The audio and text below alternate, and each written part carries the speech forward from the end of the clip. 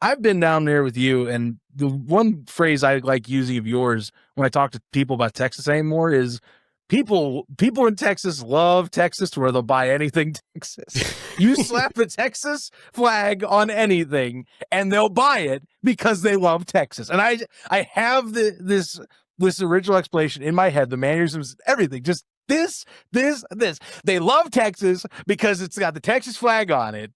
They'll always buy the Texas stuff. It's so on true, the beer, though. it's on the food, it's at the HEB. Well, I showed you. We don't have Budweiser. We have Texas Bud. Yeah, we don't you have Texas Bud. That's right. It is but that's the best way to put it, Zach. Yeah, we have Ford F-150s, Texas edition. We have Silverado, Texas, and they're like $10,000 more. I'm like, okay, I get it. They're made in Texas, which is pretty damn cool because everything is cooler in Texas. But even Walmart's, they got the Lone Star on the building and everything. So damn right. I wish more states were like that. Arizona there should just be like mountains, whatever that, the Arizona flag on everything. Why not? Arizona's got a cool flag. Arizona does have a thing that they have. It's called State 48. It's like a brand that's kind of like, it's state centric. And I believe it's something to like promote state culture and all that, which is funny. You talk to people out here and at my job, and the question that comes up about Arizona culture is, what is Phoenix and Arizona culture anyway? And then even the locals chime in like, that's a good point. What the hell is our culture besides desert and Grand Canyon?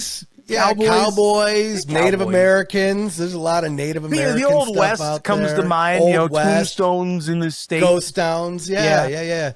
Ghost towns. I mean, Arizona's got some amazing. Arizona's got culture. a good history of copper, by the way. Just fun little fact. So, Zach, you just unsurfaced a memory out of my head. So ages and ages ago, I think I've told you I was in a band.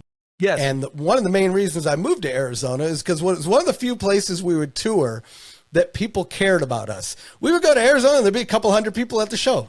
Why? I don't know. There'd be like 10 people in Michigan, but a couple hundred people in Arizona. I'm like, oh, this is amazing. So we went out to Arizona a few times, and I went out in like April. We left and it was snowing. We got there and it's like 67 to 72 degrees, something like that.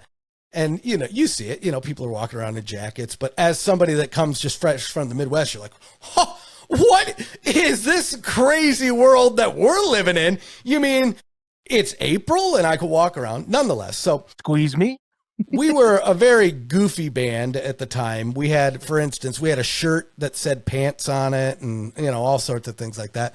And I don't know, somewhere in crossing, somebody was telling us, they gave us a tour of like Tempe and Phoenix, and they're like, there's a lot of copper in those mountains. And I don't know why I thought it was so funny, but I was like telling the guys in my band, I was like, we got to do something with that. There's copper. We got to be like, everybody's about gold. Everybody's about silver. I was like, but nobody's all about copper. I was like, we could be the copper boys. And I was telling them, I was like, all we need to do is spend like $5.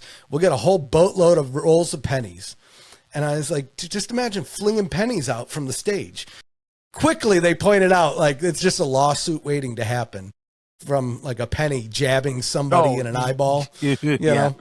But yes, I am aware there's a lot of copper in them mountains in Arizona. Again, I don't know why I've not thought about that in 20 years, but I'm gonna spoil anything with your band because I have now listened to most of the catalog in the recent year. But I don't know, maybe I didn't remember this, but I feel like you would have brought up some sort of joke in one of your songs about like, well, you just go to don't rip it out the walls, head to Arizona. Yeah. Go to them Thar Hills.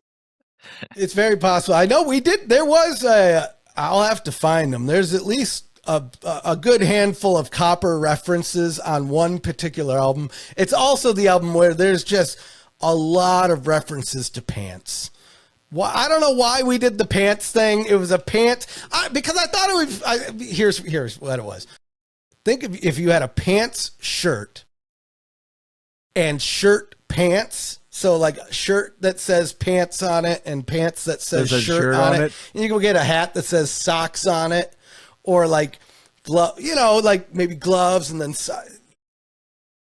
that's where I was going with this. The pants thing, nobody got it.